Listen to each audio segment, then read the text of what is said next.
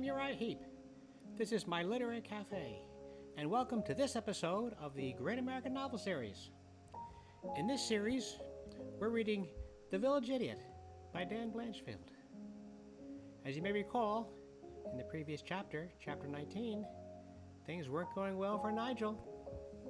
And here we go again. He'll be sitting down with Dr. Higgins, who's spinning his web. That's what I believe. What about Fiona? Is she on board? I don't think so. We'll find out. So, on to chapter 20 of The Village Idiot. Chapter 20. The Conversation with Doctor. Higgins did not go as Nigel related had to Fiona. Not at all. Nigel did discuss the nature of water, but Dr. Higgins did not receive it as he thought. Oh yes, Dr. Higgins did listen intently and asked pertinent questions, seemingly interested in a subject that, cravenly, he considered a monstrous waste of time and bordering on heresy in the field of science. Dr. Higgins was particularly good at fooling others as to his true self. His mission when confronting Nigel on the topic of water was to gather damning evidence that would eventually oust him from the science chair at the University of London that he believed all along belonged to him. "You see, Dr. Higgins," Nigel stated emphatically to the professor, as their meeting began that sultry afternoon. "The sewage water we consume for our daily needs is actually not beneficial to the human species. I have looked into this matter for some time now and have reached that conclusion."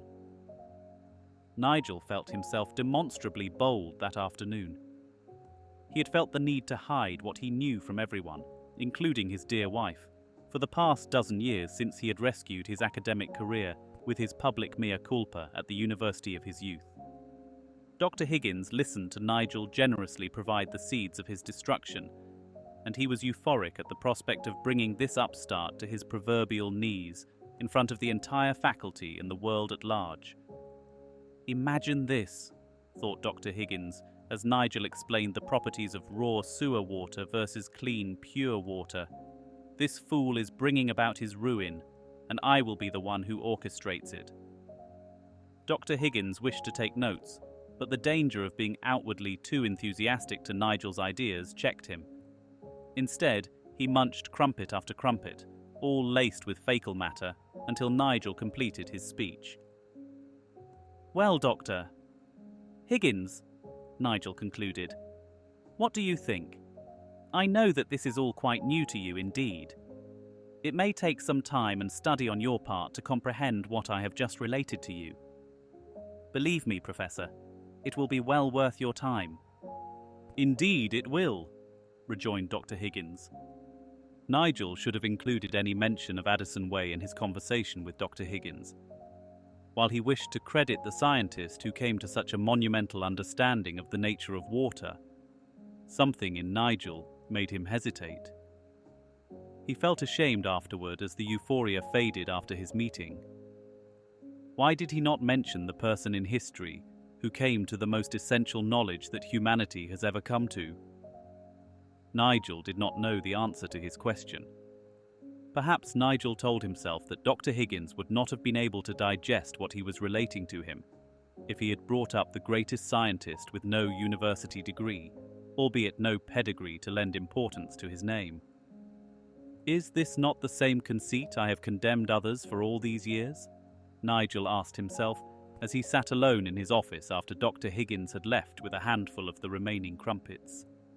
"I must be off now, Crumbly," Dr. Higgins said rather abruptly as he managed to regain balance after a rather precarious attempt at standing. As he stood in front of Nigel's desk and extended his hand in a gesture of supposed friendship, Nigel stared at the rotted paw dangling in front of him. He could not bring himself to meet it halfway, so Dr. Higgins, realizing this, extended it further to reach Nigel's hand and shook it with vigor. "I have much to consider after our talk, Crumbly," Dr. Higgins said as he made his way to the door. "We shall speak again, and I say you have my word most assuredly." Nigel's disgust with his guest rose again as the door closed behind him.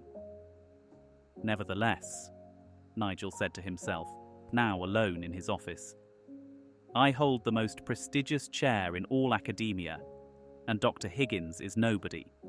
I will use this position to tell the whole world about Addison's work." The disinclination to mention Addison's name in his conversation with his colleague bothered Nigel more and more as he pondered the meaning of it. It was as Addison had told me many years ago, that people do not want to learn something from someone who does not have sufficient prestige to make them important, Nigel thought. Was he guilty of that same offence in his first conversation about the nature of water since he prostrated himself before the university board nearly 12 years ago? He had avoided any talk of water and its relation to the health of humanity ever since he walked out of the dean's office that humiliating afternoon. He recalled meeting with Sir Jake Holdsapfel of the Crumbly Village Times immediately after his interview with the dean and his cohorts. When Nigel told of his study with Addison Way, he was struck by the absolute glee this publisher of the most prestigious paper in all the land seemed to exude. Nigel remembered feeling queasy as Sir Jake leaned back in his chair and smiled broadly as Nigel dutifully recounted his study with Addison. He recalled Sir Jake's decrepit appearance, seemingly years older than his actual age. The remaining hair on his head was like burnt straw in the fields after harvest. His tongue was a bluish colour, which Nigel had never seen before. The brown crust on his fingertips belied a man who had dipped his fingers in raw sewage all his life. The skin on his face hung down, covered with wrinkles and open sores. Nigel remembered thinking, how did this living corpse sitting astride him survive to this advanced age? It was his voice that struck Nigel as most horrid. It was raspy, halting, and reminded him of a man on his deathbed, choking on his vomit moments before he passed into the next world. All these memories flooded Nigel's mind as he sat for half an hour contemplating his meeting with Dr. Higgins. Finally, roused out of his stupor, he thought of his dear wife and made plans to tell her that evening, something that he had withheld even from her all these years. And, as recounted earlier, that meeting did not go well at all.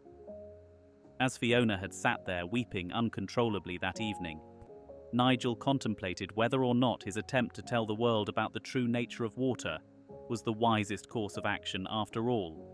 The morning following his conversation with Fiona, Nigel rose early and prepared the family breakfast without raw sewage water. From his college days, he remembered how to design a wholesome meal that did not include a spot of raw sewage, and he was determined to wean his family off that disgusting, toxic sludge once and for all now that he had broached the subject with Fiona. As Fiona rose and prepared her dress for the day, she could hear Nigel busy in the kitchen. She remembered their conversation of last night, and while it still pained her, no more tears were ready to flow. She reasoned that perhaps her husband had been under the influence of some characters at the university, which might explain his sudden newfound interest in water. Nevertheless, she pondered that their life must go on, and hopefully there would be no more conversation regarding the nature of water or other such ludicrous topics. Perhaps, Fiona thought, it was that horrid doctor, Higgins, who had put such nonsensical thoughts into Nigel's head. Yes, that must be it. Fiona suddenly felt a surge of energy as this thought made perfect sense to her.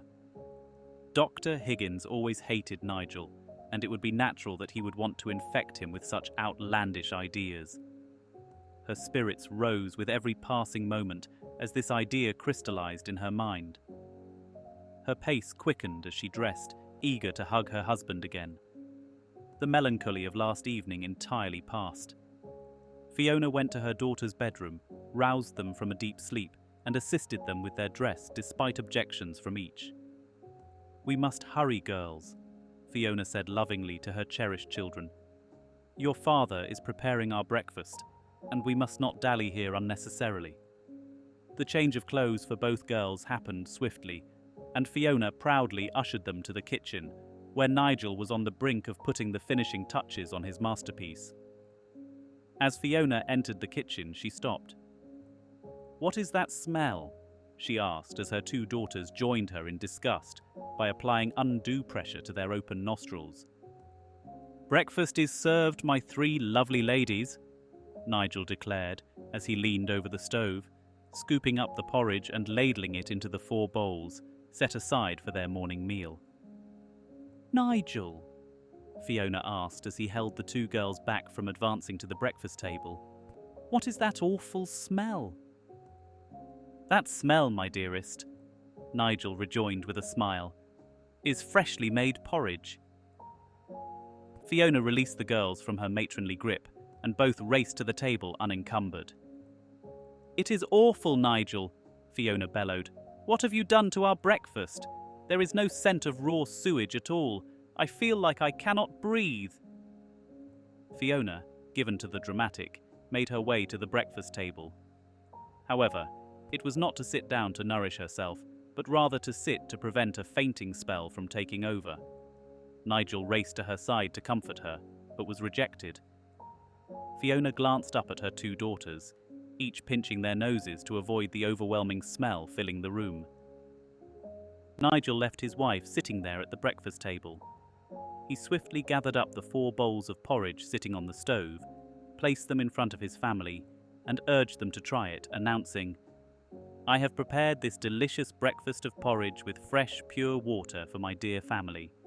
It is safe and nutritious, and you will finally taste the actual porridge, as it is not contaminated with raw sewage water.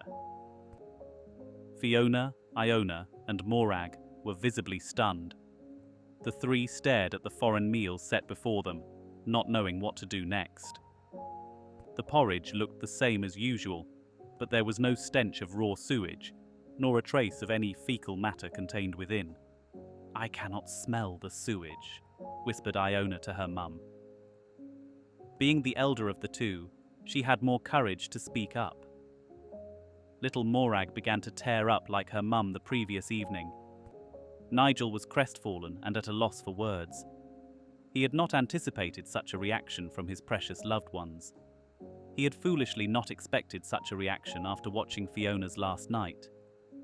The porridge he had prepared that morning smelled delightful as he looked down on his bowl.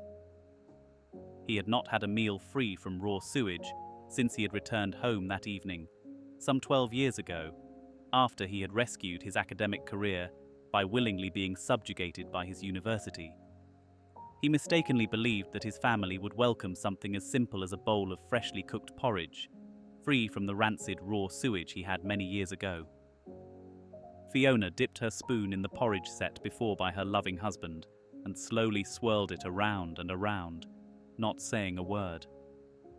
Finally, she looked up at Nigel for the first time. Is this what that horrible Professor Higgins told you about the other day? Is he the one that infected you with such foolish nonsense? Oh, Nigel, I thought you were so much more intelligent than all the rest. How did you allow this dolt to impress upon your brilliant mind such ludicrous ideas? Why didn't you toss him out of your office once he started spouting this garbage about pure water? If Nigel had felt bad last night when he first broached the conversation with Fiona, he was now desperately dispirited. You told me last night that it was you, Nigel, who had brought up the subject of water with this reprehensible, sorry excuse for a university professor, Fiona screeched. But it was not you, was it, Nigel? Why were you covering up for this dreadful man? It was he, Nigel, was it not, that first broached the puerile subject of water? Tell me it is so, my dearest husband. It was I, Fiona, Nigel finally said after the most prolonged pause. I told Dr. Higgins about the true nature of water. True nature of water, Nigel? Fiona asked incredulously. This is madness, Nigel. I feel as if I don't even know the man I married some decades ago. What are you saying? It is quite true, Fiona, Nigel repeated. I have known about the true nature of water since my undergraduate days at the university in Crumbly Village. So those miscreants who filled your head with such nonsense, Fiona continued uninterrupted. And now you want to poison our children with this garbage bowl? Nigel did not expect such a vitriolic reaction from his wife, and he was taken aback by her abject ignorance on the subject and accompanying anger directed at everything. "Go to your room!" Fiona shouted at her little girls, who had remained frozen in their chairs, both weeping silently as the tenor of their parents' argument increased in decibels moment by moment. The two of them welcomed the opportunity to remove themselves from a most unpleasant situation and scurried off to their room. Nigel paced the kitchen floor for half an hour, saying nothing, wondering what he could say now that would resolve the situation peacefully with his wife. His mind was racing, and thoughts were bantering in his head, with no solution to the crisis. Finally, he sat down next to his dear wife. It was I who brought up the subject with Dr. Higgins and I alone. Fiona looked up with a look of fear for her husband's sanity. She was no longer angry with him, but felt such pity that was almost unbearable. "Fiona, my dearest," Nigel said as he took her hands in his, despite her reluctance to join him in such a simple embrace. "Now, I know why, Nigel," Fiona stated. "You have never been forthcoming about your university days before we met. That horrible university of your youth infected your brilliant mind with this notion of water. Why didn't you tell me, Nigel? I cannot believe you could have been so weak-minded in your youth." Nigel felt he was cornered now, and there was no escape save the truth. He gently released Fiona's hands from his and began to relate the entirety of his undergraduate career, including his meeting and studying with Addison Way. The look of shock and resignation on Fiona's face far surpassed anything Nigel could have anticipated as he unveiled the wholeness of his youth. "That look," Nigel said with an overwhelming sadness in his voice. "I feel I have crushed you, my dearest, with these revelations." "Come, Nigel," Fiona said as she retook his hands. "Come with me." Fiona led Nigel to the front door of their flat and opened it wide. The chill in the morning air struck them both, but Fiona showed no reaction to the cold, damp morning unfolding before them. The street outside their abode was busy this morning, with many individuals off to their places of business or children on their way to school. It was a typical London morning, and Nigel was at a loss as to why Fiona had led him here. "What do you see, Nigel?" Fiona asked without emotion. "I see a street scene, Fiona," Nigel replied. "This is life, Nigel," Fiona said. "This is life unfolding before our eyes." The scene was not unusual, as Nigel and his family had lived in this flat for several years. Nigel was at a loss as to why his wife had led him to view something so ordinary. "You see, Nigel," Fiona pointed across the street, "we are blessed with an open sewer trench right across the street from our flat. This is a good neighbourhood. We have chosen well. We can avail ourselves of fresh sewage any time, day or night, to meet our needs. We should be nothing but grateful, my dearest." Nigel stared ahead and saw that trench and became ill. How could my lovely wife not see the lives decimated by yielding to such filth? Nigel saw children playing in the trench on their way to school. They slopped around in the sewage, taking gulps of it while tossing chunks of fecal matter into the air, seeming delighted. He watched as their neighbour across the way sauntered out to scoop up fresh sewage in preparation for their morning meal, and was horrified at the thought of it. "Is every one of them wrong, Nigel?" Fiona asked incredulously. Nigel paused. He was trying to find the words to say to his wife in the face of such logic. Finally, he spoke. "Look at them, Fiona. All of them. Don't you see the state of their health? The children are all covered with sores oozing as they splash around in that toxic sludge. Cannot you see the chunks of their golden hair fall to the ground as they swing their heads around in glee? Look at our neighbour as she plunges her hands into the filth. Does she look good to you? Her skin barely hangs on her body. She is covered with sores. Did you not see her vomit as she walked back to her flat? Every one of the poor souls passing us right now is sick from consuming this raw sewage. All their lives have been squandered on this reprehensible, poisoned water. Is this universal sickness natural? Is this the way the state of man needs to be?" Nigel could not have been more emphatic in his speech. With each passing word, he grew more resolute. He had tried to repress his true feelings about this for the last dozen years to climb the academic ladder to success. What successes had he achieved? He stared at the back of his wife's head as she walked before him while he spoke. He saw the sore on her head had grown since he last noticed it weeks ago. How could he have remained so blind, he asked himself. Was he so determined to gain importance from his career that he failed to see those closest to him suffer? The scene outside their flat was even more horrific than Nigel had supposed, and to Fiona it was all very natural. The diseased individuals who passed by that morning were wretched. Nigel had repressed his objection to the consumption of sewer water all these years, as he rose in stature in the eyes of the academic world, and Fiona's eyes. He had walked from their flat to the university every morning for years, but had never seen the decimation laid bare before him as he stood there silently with his wife. With each passerby, Nigel cringed and tried to look away. It was as if some horrible blight had infected humanity suddenly, yet these poor creatures had been crossing Nigel's path every day unnoticed by him. Fiona took Nigel's hand for the first time, and he welcomed it. They both saw the same scene before them, but their perceptions of that scene could not have been more different than the night and the day. Nigel felt ill as he witnessed one neighbour after another stop to vomit to choke on their morning meal. The sores that prominently covered so many of their bodies were now visible to Nigel for the first time in years. It was like the scene out of some terrible, frightening horror story. "I feel like I am witnessing the walking dead outside my stoop," Nigel said to himself as each one dragged themselves past the lovely couple. "Is this what humanity has come to?" he asked himself, daring not to say what he felt out loud for fear of further angering his wife, who stood by his side admiring the view.